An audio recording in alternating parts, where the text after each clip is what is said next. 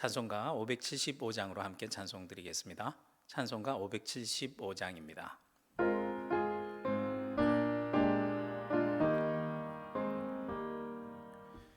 주님께 귀한 것 드려 젊을 때 힘 다하라. 진리의 싸움을 할 때 열심을 다하여라. 모범을 보이신 예수 굽히지 않으셨네. 너희는 충성을 다해 주님을 섬기어라.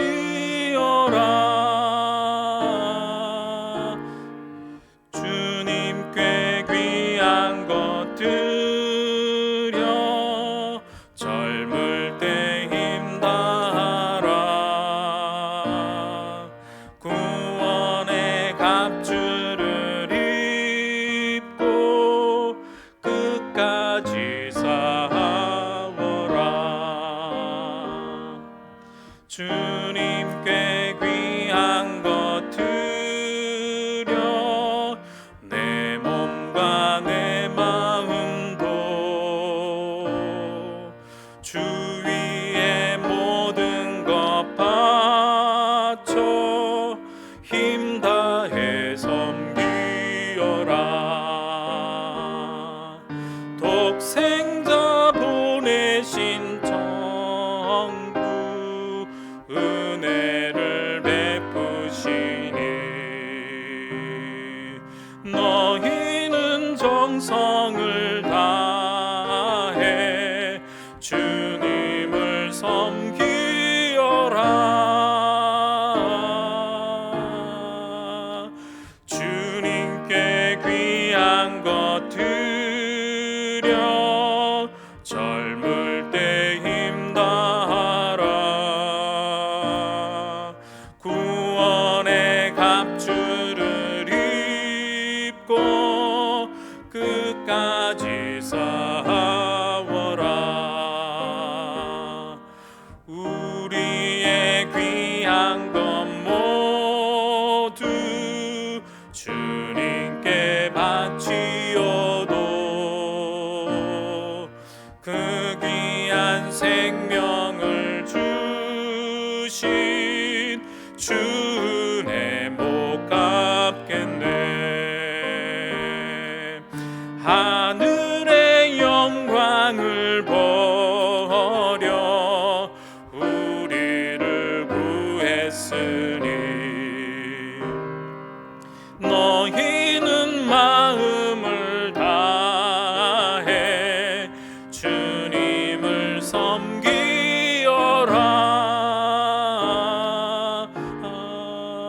주님께 귀한 것 드려 젊을 때 힘 다하라. 구원의 갑주를 입고 끝까지 싸워라.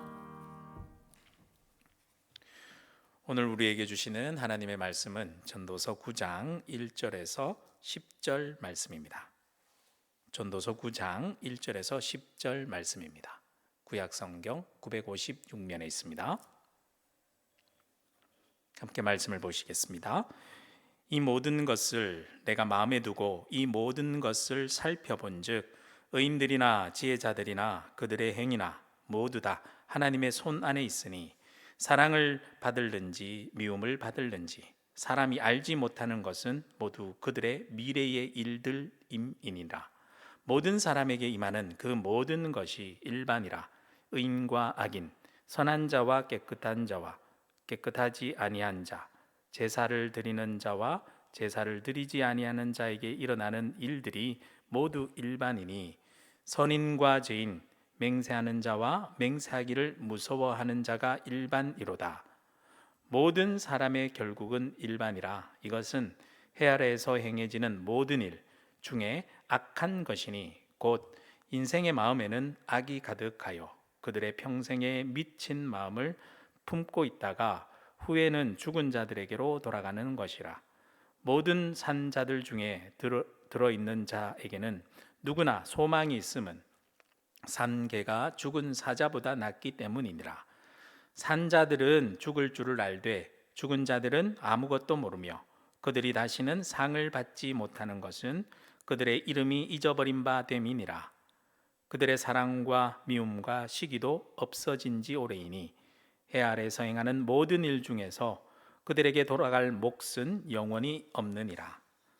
너는 가서 기쁨으로 내 음식물을 먹고 즐거운 마음으로 내 포도주를 마실지어다.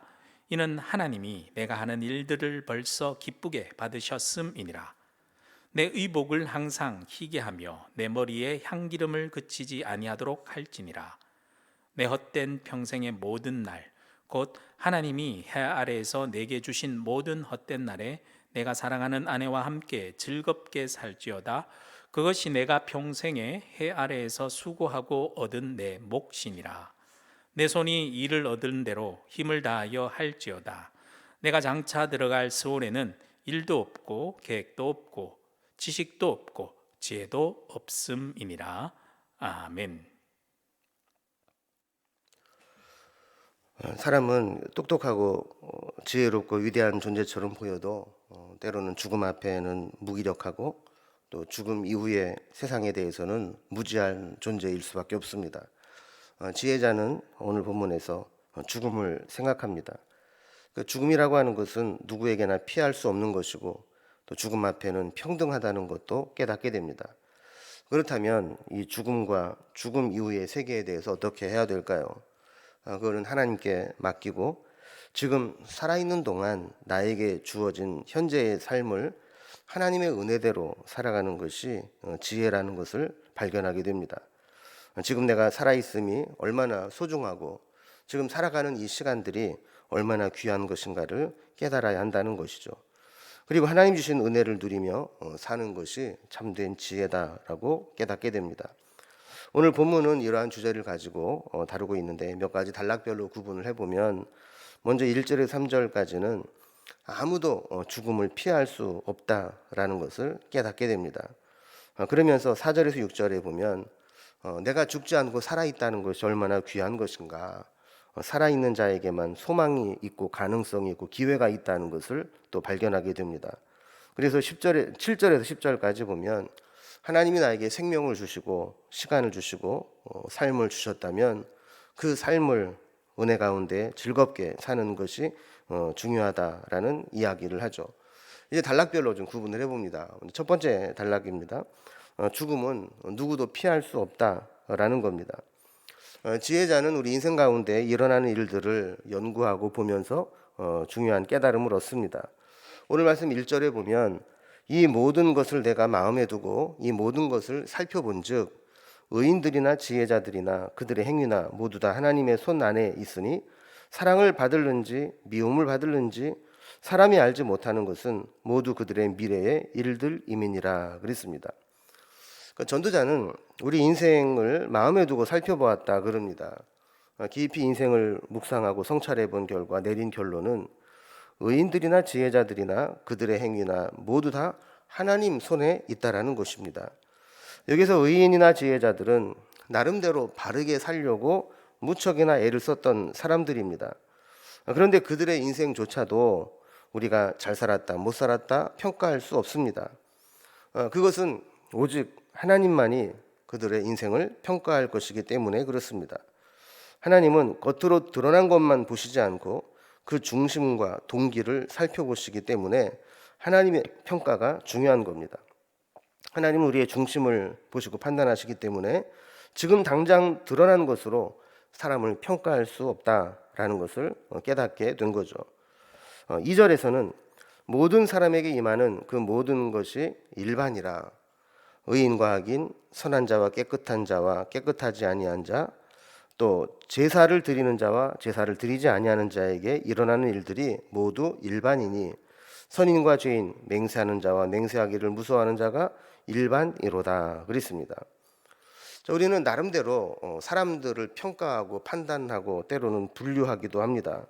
이 사람은 좋은 사람, 이 사람은 안 좋은 사람, 이 사람은 의로운 사람, 이 사람은 악한 사람, 이 사람은 믿을 수 있는 사람, 이 사람은 믿을 수 없는 사람, 또 이 사람은 또 믿음이 좋은 사람, 또 믿음이 없는 사람, 이렇게 사람들을 자기 기준에 따라서 평가하고 구분을 하죠. 그러나 이러한 기준으로 이루어진 판단은 하나님께도 유효한 것은 아닙니다. 때로는 우리가 볼 때 대단한 것처럼 보이는 구분도 편을 가르지만 하나님께서는 같은 기준으로 그 사람을 평가하는 것이 아니기 때문에 그렇습니다. 하나님의 심판 앞에 조금 선하게 살았다고, 조금 깨끗하게 살았다고 해서 하나님의 심판을 면할 수 있는 것은 아닙니다. 우리는 모두 다 하나님 앞에 똑같은 모습으로 하나님의 심판대 앞에 서야 된다라는 겁니다. 그래서 3절 말씀을 보면 모든 사람의 결국은 일반이라. 이것은 해 아래에서 행해지는 모든 일 중 악한 것이니 곧 인생의 마음에는 악이 가득하여 그들의 평생에 미친 마음을 품고 있다가 후에는 죽은 자들에게로 돌아가는 것이라 그랬습니다. 그러니까 전도자는 우리가 이 세상을 살아가면서 사람의 기준으로 얼마나 선하게 살았느냐, 악하게 살았느냐 이게 중요한 게 아니고 진짜 중요한 건 우리의 본성에, 우리 안에 있는 죄성을 우리가 얼마나 어떻게 다스리고 살아갔느냐가 중요하다라는 겁니다. 우리 안에 있는 이 죄성은 우리 마음에 악으로 가득 차 있다가 평생에 미친 마음을 품고 있는 것 같다라는 겁니다. 우리는 선을 행하고자 하는 의지는 너무 약한데 악을 행하려고 하는 욕구는 너무 강력합니다. 조금 마음을 추스려서 덜 악한 마음을 가지고 있는 것처럼 보여도 그것은 마음의 악이 없어진 것이 아니라 잠깐 가라앉아 있을 뿐이라는 것이죠. 그래서 언제든 어떤 자극을 받으면 우리 안에 잠재되어 있던 악한 본성은 다시 미친 듯이 그 사람 마음속에서 들끓을 수 있다라는 거예요. 그래서 하나님께서 그 마음의 본성을 바꿔주지 않으면 결국 그렇게 악한 마음을 가지고 살다가 죽은 자들에게로 돌아가는 것, 그것이 모든 사람의 공통점이라는 겁니다. 자, 그러면서 두 번째 단락에서는 살아있는 것이 얼마나 귀한 것인가. 살아있는 자에게는 소망이 있고 살아있는 자에게는 기회가 있고 살아있는 자에게는 의미가 있다라는 겁니다. 여러분 아까도 얘기했던 것처럼 모든 사람은 다 악의 본성이 있고 그 본성을 따라 살아가다가 하나님 심판대 앞에 서게 됩니다. 그러나 그나마도 우리가 살아있을 때에는 그 악한 본성을 제거할 수 있는 기회가 있습니다. 그러니까 아직 내가 살아있다는 것은 기회가 있다는 것이고 내게 기회가 있다는 것은 소망이 있다는 것이죠. 그래서 4절 말씀을 보면 모든 산자들 중에 들어있는 자에게는 누구나 소망이 있음은 산 개가 죽은 사자보다 낫기 때문이니라 그랬습니다. 이분 재밌는 비유를 하죠. 만약에 개와 사자 이 둘 다 살아있다면 이 개와 사자는 비교할 대상이 아닙니다. 당연히 사자가 뛰어나죠. 그러나 개는 살아있고 사자는 죽어있다면 상황은 완전히 달라집니다. 죽은 사자는 살아있을 때 아무리 밀림의 제왕이라 할지라도 죽고 나면 하이에나와 같은 짐승들의 먹이에 불과합니다. 우리 인생도 마찬가지라는 겁니다. 살아있는 자는 비록 세상적으로 엄청난 영광을 구하고 성공한 것처럼 보이지 않는다 할지라도 살아있는 자는 소망이 있다는 겁니다. 왜냐하면 살아있는 자는 하나님의 말씀을 들을 수 있고 말씀을 듣고 자신의 연약함을 깨달을 수 있고 하나님의 은혜를 구하면서 회복될 수 있을 가능성과 기회가 있기 때문입니다. 많은 사람들은 자신이 태어날 때부터 죄인이라는 것을 알지 못하고 살아갑니다. 나름대로 자기는 열심히 살고 착하게 살고 선하게 살았다고 착각하며 살아갑니다. 그렇게 살다가 죽으면 하나님 앞에 설 때 다시는 소망도 없고 회복될 가능성도 없는 겁니다. 그래서 5절에 보면 산자들은 죽을 줄을 알되 죽은 자들은 아무것도 모르며 그들이 다시는 상을 받지 못한다는 것은 그들의 이름이 잊어버린 바 됨이니라 그랬습니다. 그러니까 산자의 가장 큰 유익함은 기회가 있다는 겁니다. 아직 살아있기 때문에 변화될 수도 있고 회개할 수도 있고 선하게 살 수도 있고 자기의 잘못을 돌이킬 수도 있는 기회가 있다는 겁니다. 살아있는 사람은 내가 언젠가는 죽을 것이라는 것을 압니다. 그래서 자신의 인생을 어떻게 살아가야 될지 고민하고 선택할 수 있습니다.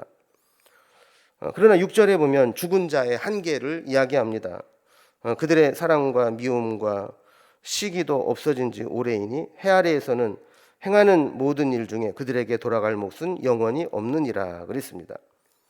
자, 하나님께서 우리에게 이 땅에서 주신 모든 은혜는 이 땅에서 죽음과 더불어 모두 우리와 단절되고 사라져 버립니다. 그러나 그렇다고 해서 우리가 비관적으로 살 필요는 없습니다. 하나님이 우리에게 주신 인생의 의미와 목적을 알고 살아가는 사람은 이 땅에서의 인생도 기쁘고 또 의미 있는 인생을 살아갈 수 있습니다. 자, 그렇다면 우리가 살아있을 때 어떻게 살아야 된다라고 권면하고 있는지 세 번째 단락을 보겠습니다. 이 세 번째 단락의 주제는 하나님이 우리에게 살아갈 수 있는 기회를 주시고 생명을 주셨을 때 그것을 즐겁게 살아가라는 겁니다. 7절 말씀을 보면 너는 가서 기쁨으로 내 음식물을 먹고 즐거운 마음으로 내 포도주를 마실지어다. 이는 하나님이 네가 하는 일들을 벌써 기쁘게 받으셨음이니라 그랬습니다. 하나님이 그 사람의 인생을 기쁘게 받으신 사람이 있습니다. 우리 인생에 있어서 가장 중요한 것은 내가 세상에서 얼마나 부를 누리고 권력을 누리고 성공했느냐가 아닙니다. 우리가 얼마나 올바른 인생의 목적을 찾아서 그 길로 가고 있고 하나님의 뜻에 부합한 삶을 사느냐 하는 것이 중요합니다. 만약에 우리의 인생이 하나님이 우리에게 주신 목적을 알고 그 목적지를 향해 달려가는 인생이라면 우리의 인생은 방황하거나 흔들릴 필요가 없습니다. 기쁨으로 즐겁게 목적지를 향해 달려가면 되는 것입니다. 이런 사람들이 행복한 이유는 쓸데없는 일에 욕심을 부리거나 에너지를 허비하거나 헛된 것에 한눈 팔지 않는다는 겁니다. 하나님보다 앞서가지도 않고 교만하거나 죄에 빠지지도 않게 됩니다. 오직 하나님이 하시는 일, 하나님이 원하시는 일을 따라 살아갈 뿐이라는 것이죠. 그래서 8절부터 보면 전도자는 우리에게 세 가지를 권면합니다. 먼저 8절에 보면 깨끗한 삶을 살라라고 권면합니다. 내 의복을 항상 희게 하며 내 머리에 향기름을 그치지 아니하도록 할지니라 그랬습니다. 우리는 언젠가 하나님 앞에 서게 될 텐데 그때를 대비해서 의복을 희게 하라 그랬습니다. 의복을 희게 하라는 것은 흰옷을 입는 것처럼 우리의 행실을 늘 조심하며 살아가라는 이야기입니다. 또 머리에 향기름을 그치지 않도록 하라는 것은 우리 행실에서 악취가 나지 않도록 우리 행실이 선한 영향력을 끼치고 좋은 결과를 날 수 있도록 하라는 겁니다. 자, 두 번째로 우리가 이 세상을 살아갈 때 하나님 뜻대로 살아가는 것이 뭐냐? 하나님이 주시는 것에 만족하는 것입니다. 9절에 보면 내 헛된 평생의 모든 날, 곧 하나님이 해 아래에서 내게 주신 모든 헛된 날에 내가 사랑하는 아내와 함께 즐겁게 살지어다. 그것이 내가 평생의 해 아래에서 수고하고 얻은 내 몫이니라 그랬습니다. 사람의 모든 불행의 시작은 욕심에서 시작됩니다. 하나님이 허락하지 않으셨음에도 불구하고 과욕을 부리고 더 많은 것을 가지려고 할 때 거기에서부터 문제가 생기게 되는 겁니다. 지혜로운 사람은 하나님이 주신 것에 만족합니다. 그리고 하나님이 주신 것을 즐거워합니다. 그래서 우리에게 하나님 앞에 서게 될 때 하나님이 주신 것에 만족하고 감사하며 사는 삶이 필요하다라고 권면하는 것이죠. 세 번째 권면은 우리가 이 헛된 세상 속에서도 열심히 살아가라는 겁니다. 10절 말씀을 보면 내 손이 일을 얻는 대로 힘을 다하여 할지어다. 네가 장차 들어갈 스올에는 일도 없고 계획도 없고 지식도 없고 지혜도 없음이니라 그랬습니다. 사람들은 가끔 그런 이야기를 합니다. 힘들어 죽겠다, 차라리 죽는 게 낫겠다, 그런 이야기를 합니다. 그런데 죽으면 할 수 있는 일이 없습니다. 아무리 하고 싶어도 죽고 나면 움직이지 못합니다. 하나님이 우리에게 아무리 좋은 것을 주셨어도 살아있는 동안에 움직이지 않고 사용하지 않으면 죽고 나면 아무 소용이 없다라는 겁니다. 그래서 하나님이 우리에게 주시는 권면은 힘들다고 불평하고 원망할 것이 아니라 하나님이 우리에게 주신 것, 살아있을 때 가능한 것, 살아있게 할 수 있는 것, 그것이 있다면 열심히 최선을 다해 살아가는 것이 지혜로운 삶이라는 겁니다. 오늘 이제 말씀을 정리하면서 지혜자가 우리에게 헛된 것처럼 보이는 세상 속에서 살아갈 것 세 가지를 권면합니다. 하나님 앞에 설 것을 기억하면서 늘 깨끗한 삶을 살아라.